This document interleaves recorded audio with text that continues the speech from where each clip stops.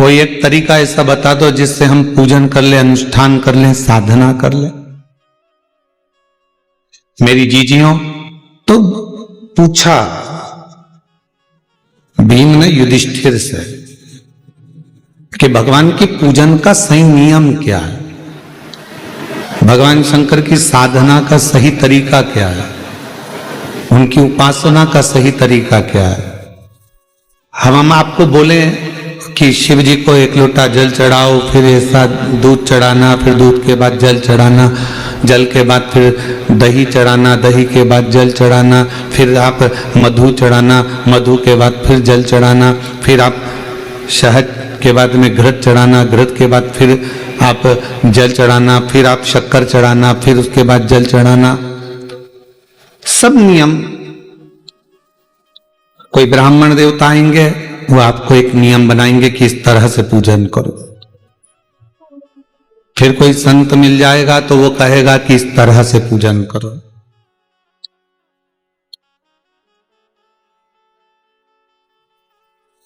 फिर कोई महात्मा मिलेंगे, वो कहेंगे इस तरह से पूजन करो। पर वही बात भीम ने युधिष्ठिर से पूछी कि पूजन का नियम क्या है, हम भगवान शंकर की पूजन कैसे करें, हम भगवान शंकर की आराधना साधना कैसे करें, क्या नियम हो सकता।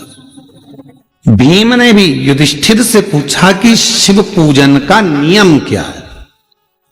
जो युधिष्ठिर ने कहा महाभारत के वन पर्व में, वह आपके याद रहना चाहिए कि युधिष्ठिर से पूछा कि शिव पूजन का, शिव साधना का, शिव भजन का नियम क्या है। तो युधिष्ठिर ने कहा, भीम, मन साफ हो, दृष्टि साफ हो, हृदय साफ हो, और तुम किसी भी तरह से शिव को 1 लोटा जल चढ़ाओगे तो शिव स्वीकार कर लेगा। उसमें बड़ा नियम कर कर हम भगवान को नहीं पा सकते। बहुत बड़ी साधना कर कर कलिकाल, कलयुग में, इस घोर कलयुग में कौन नियम धारण करेगा, कौन कितने लंबे व्रत करेगा, कौन कितना साधना करेगा, बड़ा कठिन हो जाता। कौन नियम धारण कर सकता है, कौन साधना कर सकता है। इस घोर कलयुग में तो कोई बड़ा से बड़ा बाबा जोगी भी आकर कह दे ना कि हम इतनी साधना करते हैं, तो शिव पुराण कहती है बड़ा मुश्किल है जी। तुलसी बाबा ने तो एक ही लाइन में सबको, पूरे को तुलसीदास बाबा ने एक ही लाइन में सबको समेट दिया, कलयुग केवल नाम आधारा, सुमर सुमर नर उतर ही पारा। तुलसीदास बाबा को मालूम था कलयुग में बहुत सारे साधन बताएंगे, कोई इधर से आएगा ये बताएगा, कोई उधर से आएगा वो बताएगा, कोई कहेगा इसको भजो, कोई कहेगा उसको भजो, कोई कहेगा ऐसा करो, कोई कहेगा वैसा करो। तो तुलसीदास जी ने लिख दिया कि कलयुग केवल नाम धारा और सुमर सुमर नर उतर ही पारा। तुलसी बाबा ने कह दिया कि नाम की आधारशिला रखो, तुम राम भजो, कृष्ण भजो, शिव भजो, जगदम्बा भजो, दत्त भजो, तुम्हारी मर्जी पड़े वो भजो, पर भजो, तुम्हारा भगवान का मंत्र जाप, नाम जाप भजो। मंत्र जाप, साधना, नाम जाप, कीर्तन ये करो। और जब मंत्र, साधना, व्रत हम कुछ भी करें, पर यदि हमारे मन ही पवित्र नहीं है, हमारा हृदय ही पवित्र नहीं है, तो क्या हम शिव को प्राप्त कर सकते? हमने तेरे ही भरोसे बाबा, तेरे ही भरोसे हवा बिच उड़ती जावांगी, बाबा डोर हत्तो छड़ी कटी जावांगी, भोले मैं तेरी पतंग, शंभो मैं तेरी पतंग, हवा बिच उड़ती जावांगी, बाबा तो छुट्टी नाम कटी जावागी। शिव कथा कह रही है कि साधना में मन की पवित्रता होना चाहिए। बहुत लंबी पूजन जमाली हमारे पास, ये भी रखा है, ये भी रखा है, ये भी रखा है, ये भी रखा है, शिव जी को ये भी चढ़ाऊंगी, शंकर जी को ये भी चढ़ाऊंगी, शंकर जी को ये भी चढ़ाऊंगी, और मालूम पड़े मन शुद्ध नहीं है, मन का भाव शुद्ध नहीं है, तो परमात्मा कैसे मिलेगा। एक लाइन वो आप गुनगुनाते, हमने आंगन नहीं बुआरा कैसे आएंगे हरि, अब तक गंदा पड़ा है द्वारा कैसे आएंगे हरि, कैसे आएंगे। उनको बुलाने के लिए हमारे मन के मेल को बाहर करना है।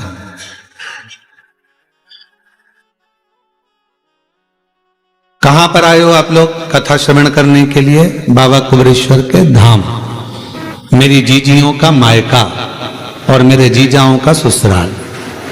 कभी आपने विचार करा कि सीहोर वाला महाराज हमेशा कहता है ये मेरी बहन जीजियों का मायका है और जितने पुरुष आते हैं उनका ससुराल है, ऐसा क्यों नाम रख दिया इस सीहोर का, इस कुबेरेश्वर धाम का? बाकी के किसी धाम में तो ऐसा होता ही नहीं कि कोई रिश्ता होता है।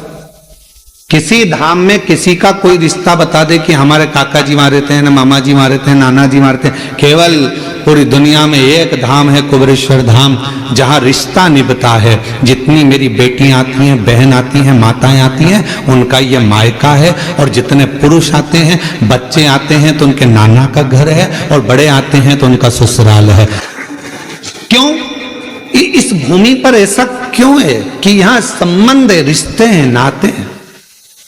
हमने आपका संबंध यहाँ कुबेरेश्वर धाम से इसलिए जोड़ दिया क्योंकि जब भी बहन बेटी अपने मायके में जाती है तो मायके से जब भी आती है तो कुछ ना कुछ लेकर जरूर आती है। बोलो सही है कि गलत है?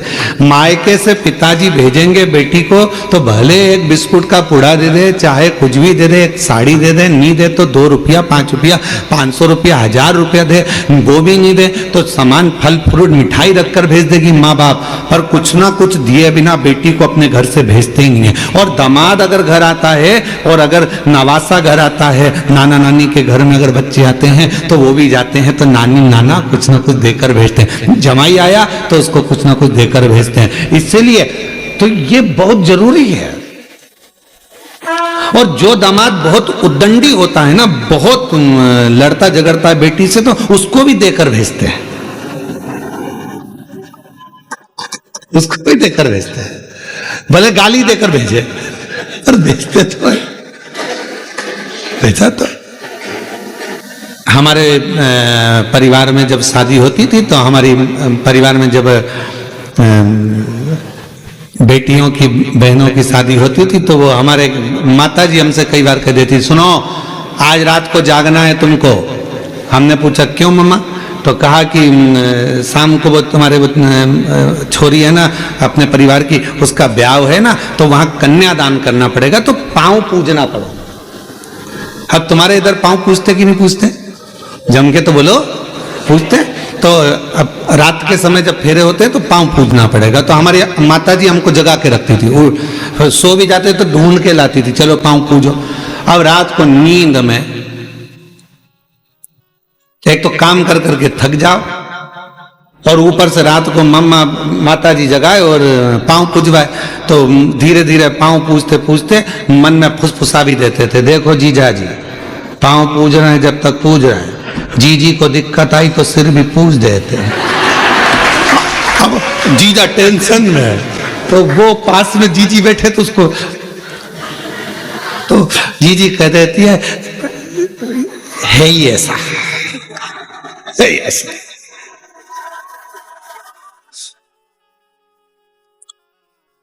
अब विचार सोच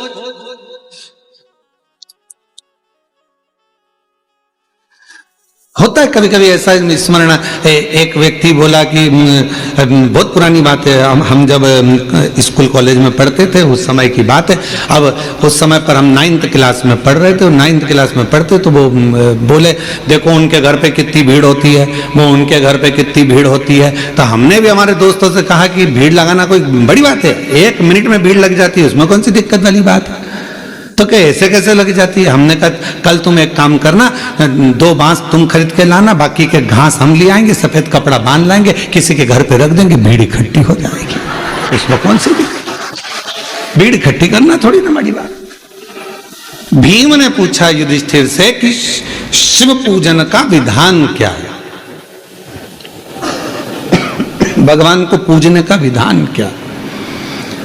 शिव महापुराण की कथा कहती है, महाभारत का वन पर्व कहता है, वन पर्व में लिखा है महाभारत के कि युधिष्ठिर कहते हैं भीम से कि जिस दिन तुम निर्मल हृदय से स्वच्छ मन से शंकर जी को यदि 1 लोटा जल चढ़ा दोगे या नहीं भी चढ़ाकर कहीं पर भी बैठकर पंचाक्षर मंत्र नमः शिवाय या षडाक्षर मंत्र ओम नमः शिवाय या श्री शिवाय नमस्तुभ्यम का जप कर लोगे, शिव तुम्हारे जप को स्वीकार कर लेगा और वर देकर चला जाएगा, तुम्हें वर प्राप्त हो जाएगा।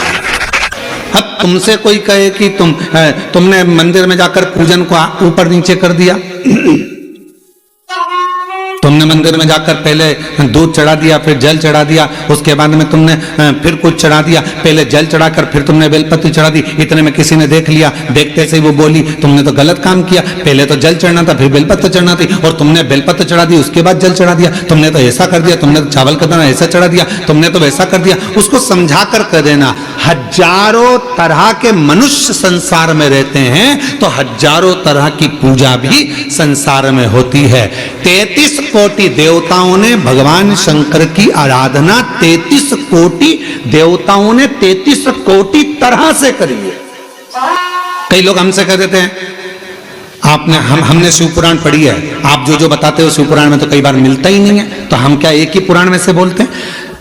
भगवान की कथा, भगवान का नाम, भगवान का सुंदर स्वरूप चरित्र कितनी पुराणों में, कितने वेदों में, कितने शास्त्रों में और कितने कितने ग्रंथों में लिखा हुआ है महाराज। ऐसे ऐसे ग्रंथ, ऐसे ऐसे शास्त्र विद्वान लिख लिख कर चले गए। उन विद्वानों की पूंजी को हम ग्रहण करते हैं और उसको पढ़ने के बाद फिर शिव पुराण के माध्यम से जनमानस को लाकर दे देते हैं, जिससे जनमानस का कल्याण हो और शिव तत्व को लोग पहचाने। अब कोई कह दे कि हमने तो पढ़ा है, तो उनसे निवेदन करेंगे 33 कोटि देवताओं ने 33 कोटि तरह से भगवान शिव की आराधना करी। सबका तरीका अलग था, सबका पूजन का विधान अलग था, सबका भजन करने का विधान अलग था। उसी तरह शंकर जी की पूजन के अनेकों अनेक विधान है, शिव जी को रिझाने के अनेक अनेक विधान है, बहुत विधान। और तेरी कृपा बिना न हिले एक भी अणु, लेते हैं श्वास तेरी कृपा से तनु तनु। बखान क्या करूं मैं राखों के डेरे का, चपटी बबूत में खजाना कुबेर का। हे गंगाराम मुक्ति द्वार ओंकार तू, भोले ओंकार तू। आयो शरण तिहारी शंभो तार तार तू। सबका विधान अपना है, सबका तरीका अपना है, पूजन का नियम सबका अपना है। कभी भी यह मत सोचना कि मैंने इस तरह से पूजन करी, भगवान स्वीकार करेगा कि नहीं करेगा।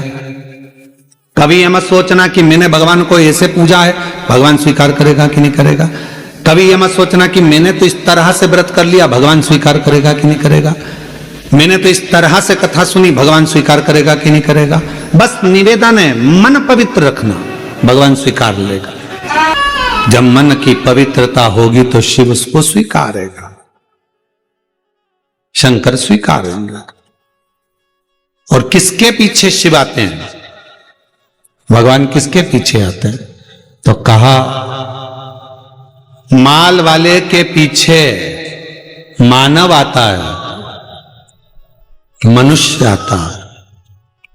कुर्सी वालों के पीछे मनुष्य जाता है, दुनिया जाती है। माल वाले तुम्हारे गांव में अगर कोई पैसे वाला होगा तो उसके पीछे लोग बहुत आएंगे, अरे साहब सेठ जी सेठ जी सेठ जी सेठ जी सेठ जी। काय का सेठ? सेठों में सेठ सांवरिया सेठ, बाकी के जितने सब डुप्लीकेट। एक ही सेठ भारी है, वो सांवरिया सेठ है, और जितने अपने आप को सेठ लिखते हैं पक्के डुप्लीकेट हैं। काय के सेठ? जो सांवरिया सेठ ने करा वो आज का सेठ करता है? बोलो जम के। सांवरिया सेठ ने नानी बाई का 56 करोड़ का मायरा भरा था, और एक बार के नहीं बोला कि मैंने 56 करोड़ का मायरा भरा। आज का जमाने में जितने सेठ है वो अपनी बहन के घर का भर ले, वो ही बहुत बड़ी बात है। वो अपनी बहन के घर का मायरा भर ले, बहुत बड़ी बात है। और कहने को सेठ जी सेठ जी सेठ जी सेठ जी, कोई सेठ नहीं, सारे डुप्लीकेट। सेठों में सेठ, जम के बोलो जरा, सेठों में सेठ सांवरिया सेठ, बाकी के सारे सेठ डुप्लीकेट। और कई सारे सेठ बैठे होंगे, उनको बुरा लग गया होगा। सेठ है वो। माल वाले के पीछे मनुष्य जाता है, माल वाले के पीछे, कुर्सी वालों के पीछे दुनिया जाती है। दुनिया पैसे वालों के पीछे जाती है, माल वालों के पीछे जाती है, और कुर्सी वालों के पीछे जाती है। पर मेरा महादेव माल वाले के पीछे नहीं जाता, मेरा महादेव माला वाले के पीछे जाता है, भजन वाले के पीछे जाता है, आसन वाले के पीछे जाता है। जो माला जपता है मेरा महादेव उसके पीछे चला जाता है, मेरा महादेव उसके पीछे चलता है। अब आपके ऊपर निर्भर करता है, आप माल वाले के पीछे चलोगे कि माला वाले के पीछे चलोगे। माल वाले के पीछे चलोगे तो एक ना एक दिन माल वाला तो तुमको तगड़ी दे देगा, लात मार देगा, निकाल देगा। कुर्सी वाले के पीछे चलोगे, वो भी एक दिन लात मारकर निकाल देगा। पर माला वाले के पीछे चलोगे, किसी सदगुरु, किसी संत, साधु, सन्यासी, तपस्वी, साधक, उपासक जो शिव की आराधना में डूबा रहता हो, शंकर की भक्ति में डूबा रहता हो, यदि उसके पद चिन्हों के पीछे चलोगे तो एक न एक दिन मंजिल तक पहुंच जाओगे। क्योंकि महादेव उसके पीछे चल रहा, शिव उसके पीछे चल रहा, शंकर उसके साथ चल रहा। और कर दिया माला माल काशी वाले, लुटा दिया भंडार काशी वाले। कर दिया माला माल काशी वाले, लुटा दिया भंडार काशी वाले। जिस कामना से, अजय रिश्ता तेरा मेरा सबसे प्यारा, तू मेरा बाबा, मैं हूँ तेरा लाला, मैं हूँ तेरा लाला। तू मेरा बाबा, मैं हूँ तेरा लाला, मैं हूँ तेरा लाला। माल वाले के पीछे मत चलना, वो कभी भी लात मार देगा। माला वाला अगर कोई मिल जाए, शिव का उपासक कोई मिल जाए, शंकर की भक्ति करने वाला यदि कोई मिल जाए, तो एक बार उसके पीछे चलने का प्रयास करना, तो जिंदगी का सारा सुख तुम्हारे कदमों में होगा। वो सब दे देगा। जो माल वाला नहीं दे सकता वो माला वाला दे सकता है। माला वाले के पीछे तो महादेव भी चलते हैं, जपेगा, भजेगा, स्मरण करेगा, पूजेगा। आज पूरी दुनिया, पूरा विश्व बाबा देवाधिदेव महादेव की भक्ति में लगा हुआ है। बच्चा बच्चा एक लोटा जल चढ़ाने के लिए मंदिर जाने लगा है। नवयुवक बेटा बेटियों के मन में एक उत्कंठा, एक उत्सुकता उत्पन्न होती है कि शिव को मैं जानूं। बुजुर्ग माता पिता के मन में भाव आता है कि टीवी चालू कर दो, मुझे शिव पुराण सुनना है। ये मुझे रोग लगा है भगवान की अविरल भक्ति का, भजन का, कथा का, स्मरण का। भीम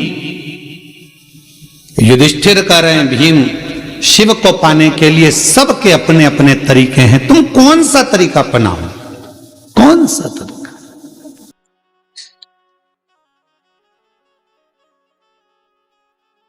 हमने कथा में कहा था 2 परीक्षा होती है। एक होती है लिखित परीक्षा, एक होती है जम के बोलो मौखिक परीक्षा। लिखित परीक्षा में थोड़ी बहुत नकल हो सकती है, पर मौखिक परीक्षा में नकल होगी क्या? बैठे हो सामने, परीक्षा लेने वाला सामने बैठा है, चल ये क्वेश्चन है, इसका उत्तर दे। रामू के काका की काकी का मायका कहां था बता? चक्कर खा गया। फिर उसने पूछा रामू कौन? फिर उसने और प्रश्न करे तो ऑफिसर ने कह दिया प्रश्न मैं करूंगा कि तू करेगा? जल्दी बोल। उत्तर नहीं मिल रहा। स्मरण क्या करेगा महाराज? लिखित परीक्षा में नकल हो सकती है, पर मौखिक परीक्षा में नकल नहीं होती है। लिखित परीक्षा में नकल कर लोग प्राप्त करे ना करे वो अपनी जगह है, और लिखित परीक्षा का एक एक अंक मिलता है, कटता है, फिर मिलता है, कटता है, कुछ मिलेगा कुछ कटेगा। पर मौखिक परीक्षा जब ली जाती है, सामने वाले व्यक्ति को अगर पसंद आ गई उसकी बात, उत्तर, तो समझ लो कि पूरे नंबर अच्छे मिल जाते हैं और पूरा रिजल्ट अच्छा आ जाता है। उसी तरह शिव महापुराण की कथा कहती है, आप अगर लिखित परीक्षा नहीं दे सकते, मतलब आप बहुत घंटों तक बैठकर भजन नहीं कर सकते, तप नहीं कर सकते, साधना नहीं कर सकते, व्रत नहीं कर सकते, उपासना नहीं कर सकते, तो मौखिक परीक्षा करो। अपने घर पर 5 मिनट बैठो और श्री शिवाय नमस्तुभ्यम का जाप करो। जब तुम्हारे मुख से श्री शिवाय नमस्तुभ्यम निकलना प्रारंभ होगा, तब सामने जो एग्जाम लेने बैठा है मेरा देव अधिदेव महादेव, वो तुम्हें पास कर देगा और तुम्हें उन्नति की सीढ़ी पर चढ़ा देगा। श्री शिवाय नमस्तुभ्यम, श्री शिवाय नमस्तुभ्यम, श्री शिवाय नमस्तुभ्यम, श्री शिवाय नमस्तुभ्यम, श्री शिवाय नमस्ते। ये मौखिक परीक्षा है। आप आए हो कुबेरेश्वर बाबा की धरा पर, शिव जी का कंकर शंकर पूजन करा, 5 कंकर उठाकर पूजन करा, कंकर शिला पर जल चढ़ाया, प्रार्थना करी, विनय करा, निवेदन करा, आपने दंडवत प्रणाम करा, वहां की रच को लेकर अपने पेट पर, अपने शरीर पर, अपने उदर पर, जहां तुमको लगाना था कंकर शंकर की मिट्टी को, तो मैंने अपने शरीर पर लगाया, विनय करी, बाबा तेरे ऊपर आश्रित होकर आई हूं, मैंने सुना है इस दरबार से कोई खाली नहीं गया, तो मेरी झोली खाली नहीं रहना चाहिए बाबा, तो झोली जरूर भर देना। ये विश्वास के साथ, एक पूर्ण श्रद्धा के साथ, पूर्ण आस्था के साथ जब शंकर के कंकर शंकर भूमि पर आप दंडवत प्रणाम कर कर वो एकांत में बैठकर 108 बार श्री शिवाय नमस्तुभ्यम बोलते हो, उस समय पर तुम्हारी मौखिक परीक्षा होती है, तब मेरा देवाधिदेव महादेव तुम्हारी झोली भरकर भेज देता है। तेरे दरबार की बाबा निराली शान देखी है, तेरे दरबार की बाबा निराली शान देखी है, तुझे देते नहीं देखा पर झोली भरी देखी, मुख दुनिया मोड़े बाबा तू मुखड़ा मुख दुनिया मोड़े बाबा तू मुखड़ा। हे भीम, भगवान शिव को रिझाने के तो 33 कोटि 33 करोड़ तरीके हैं शिव को रिझाने के। सबका अपना अपना तरीका है। कोई कहेगा ओम नमः शिवाय बोलो, कोई वो कहेगा नमः शिवाय बोलो, कोई कहेगा ये बोलो, कोई कहेगा वो बोलो, कोई कहेगा श्री शिवाय नमस्तु, कोई कहेगा राम बोलो, कोई कहेगा ओम नमः भगवते वासुदेवाय बोलो, वो कोई कहेगा कृष्ण बोलो, कोई कहेगा दत्त बोलो, कोई कहेगा, सबका अपना। 33 कोटि देवता हैं तो 33 कोटि तरीके शंकर को रिझाने के हैं, 33 कोटि तरीके से शिव का पूजन होता है। हजारों, मध्य प्रदेश में पूजन का तरीका अलग होगा तो छत्तीसगढ़ में पूजन का तरीका अलग होगा, गुजरात में पूजन का तरीका, सबका तरीका अलग है। भगवान परंतु एक ही भाषा जानता है, वो प्रेम की भाषा, तरीका कोई सा भी।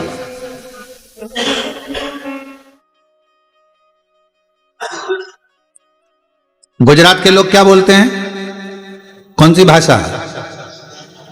छत्तीसगढ़ वाले बोलो बोलो बोलो छत्तीसगढ़िया। भगवान को कौन कौन सी भाषा आती होगी, जरा विचार कर। बोलो बोलो बोलो जम के बोलो जरा, भगवान को कौन कौन सी भाषा आती होगी? पृथ्वी पर यह भाषा क्या भगवान ने बनाई कि तुम मराठी बोलना, तुम गुजराती बोलना, तुम ये बोलना, तुम ये बोलना, तुम वो बोलना? भगवान केवल एक भाषा जानता है। चींटी भी रोती है तो वो आंसू पोंछने आता है, हाथी भी पुकारता है तो गरुड़ छोड़ कर आता है, और जब एक मछली को भी दर्द होता है तो वो तड़प कर दौड़ पड़ता है। जीव जंतु पशु पक्षी जानवर मनुष्य सबकी एक भाषा भगवान ने जानी है, वो है उसकी प्रेम की भाषा। जब वो भगवान को हृदय से पुकारता है वो अब एक व्यक्ति अमेरिका से भारत आया, घूमते घूमते वो भारत की गलियों में घूम रहा था और सामने से कुत्ता आ गया और कुत्ता उसके पास आ रहा था। अब अंग्रेजी में कुत्ते को बोले, please please please please don't touch me, please please. अब कुत्ते को बोले तो कुत्ते को समझ में आए, कुत्ता और उसके पास में आया। इतने में एक व्यक्ति चिल्ला कर बोला हाँ, कुत्ता भाग गया। कुत्ता अंग्रेजी नहीं समझता, कुत्ता मराठी नहीं समझता, कुत्ता गुजराती नहीं समझता, कुत्ता केवल ये समझता है कि मुझे किसने रोटी दी है, कौन प्रेम से मुझे पाल रहा है, कौन मुझसे लाड़ लड़ा रहा है, कौन मुझसे प्यार कर रहा है। कुत्ता उसकी भाषा समझता है और उसके पीछे पीछे दौड़ता है। उसको नहीं आता, उसको नहीं समझना, समझेगा नहीं। पूरी दुनिया की केवल एक भाषा है, वो है प्रेम की भाषा। पूरी दुनिया में एक भाषा चलती है, वो है प्यार की भाषा। अच्छे से अच्छे व्यक्ति को कोई अगर अच्छे से अच्छे व्यक्ति को अगर तुम्हें रिझाना है तो उसको धन से, दौलत से, संपदा से, सत्ता से, वैभव से नहीं, उसको केवल प्रेम की भाषा से रिझाया जा सकता है। तुम प्रैक्टिकल घर में करो ना। एक बार चिढ़कर बोल दो अपने पति से, देखो मेरे को सामान ला कर दे देना, पहले बोल दे रही हूं, वो चिढ़कर जवाब देगा। और एकदम प्यार से सिर पे पल्लू लेके बड़े प्रेम से, ए जी आज मुझे बुला दोगे क्या? इतनी स्माइल में बोलोगे तो वो तुरंत फोन लगाएगा, क्यों कहाँ है तू? अरे तेरी भाभी को जरा ये सामान चाहिए, ला देगा क्या? इतनी फास्ट, गया ही नहीं, सामान दरवाजे पे आ गया। प्यार की भाषा में, स्नेह की भाषा में समर्पण होता है। पुकारो उसको प्रेम से, हृदय से। जब आप लोग आंख बंद कर लेते हो, भगवान को दिल से जब हृदय से कहते हो, भोला सब दुख काटो, ओ भोला सब दुख काटो, कितने प्रेम से जब आप पुकारते हो, स्नेह से आप पुकारते हो, वो स्वीकार करता है। कल शाम के समय आरती के पहले लगभग आरती होने वाली होगी 6:30 बजे के आरती का टाइम होता है, प्रदोष काल की आरती का 6:30 बजे। उस समय पर कुछ माताएं वो आम के पेड़ के साइड में बैठी बैठी भजन गा रही थी, बड़े प्रेम से गा रही थी, इतने स्वर में। और कम से कम 8-10 होंगी और कुछ नहीं था उनके पास, फिर भी वो भगवान को तेरी कृपा का कब किस पर हो जाए जरा से हम पर। हाँ, वो भजन गा रही थी तो हमने आशीष से कहा, आशीष इतने प्रेम से गा रही है, शंकर भगवान इसको देख ही मानेंगे, पक्का है, इससे कृपा कर कर ही माने। इतने प्रेम से कोई सुने ना सुने, पंडाल में बैठी है, मंदिर प्रांगण में बैठी है, हम आपसे भी कहेंगे मंदिर प्रांगण के अंदर कहीं बैठे हो, 10 माताएं मिल गई, 15 माता मिल गई, 5 मिनट 10 मिनट जो भजन आपको आता है उसको गुनगुनाया करो, उसका स्मरण करा करो, उसकी भक्ति करा करो।